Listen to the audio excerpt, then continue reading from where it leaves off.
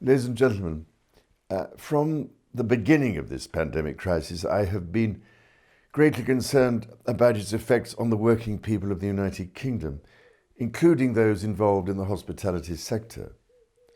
I know full well from the enforced closure of properties run by my foundation, both in Aberdeenshire and East Ayrshire, let alone the complete disruption of all charitable enterprises at Highgrove, just how far-reaching the effects of the lack of trading can be.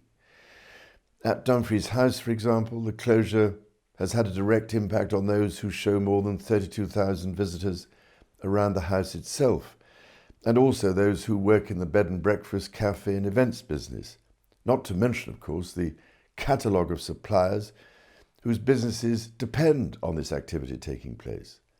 At Highgrove, there has equally been a severe impact on the staff who look after nearly 40,000 visitors, as well as on the loyal suppliers to our shops.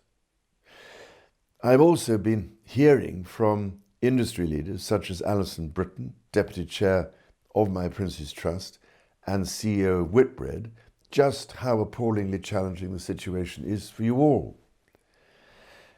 The past weeks and months, I'm only too aware, have been exceptionally difficult for everybody working in the hospitality sector, from people in the restaurant and pub industries, which make Britain famous worldwide, to those providing accommodation for millions of domestic and international visitors each year.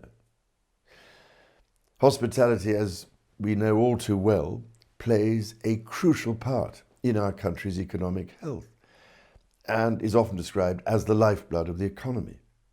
It employs millions of people and indeed offers many young people, aged 18 to 24, their first job opportunity, a vital and much needed step into the world of work. By its very definition, hospitality is open and welcoming, so it is particularly poignant that all hotels have been closed, save a few to support key workers. Gone have been the leisure guests, the families with their buckets and spades. Instead, a new kind of guest, those selfless and committed people keeping the nation running as it fights this virus. In this regard, and although I fear it is hopelessly belated, I would just like to pay a very special tribute to the invaluable efforts of those who have offered this essential support to key workers and the NHS, and have also redirected food to the most vulnerable in society. I must say it makes me incredibly proud to hear of such kindness and consideration. I need hardly say that it is exceptionally welcome news that hotels, restaurants and pubs are to begin opening their doors. Hospitality connects people and enables them to create wonderful memories with families and friends, be it over a pint of beer, a special meal with family, or an overnight stay to explore new places.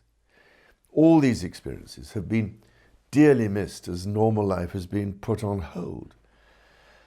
I know that those at the forefront of hospitality have missed their guests too, so I can only express my warmest appreciation for the resilience and fortitude shown by those in hospitality, and offer my deepest sympathy to those who are struggling to keep their businesses going or are having to cope with the appalling misery of seeing their businesses go into administration. I only pray we can begin to rebuild a vital and resilient industry, and that the wonderful entrepreneurial spirit I come across so often can help secure brighter and much more sustainable times ahead. Ladies and gentlemen, thank you so much for all you do for this country.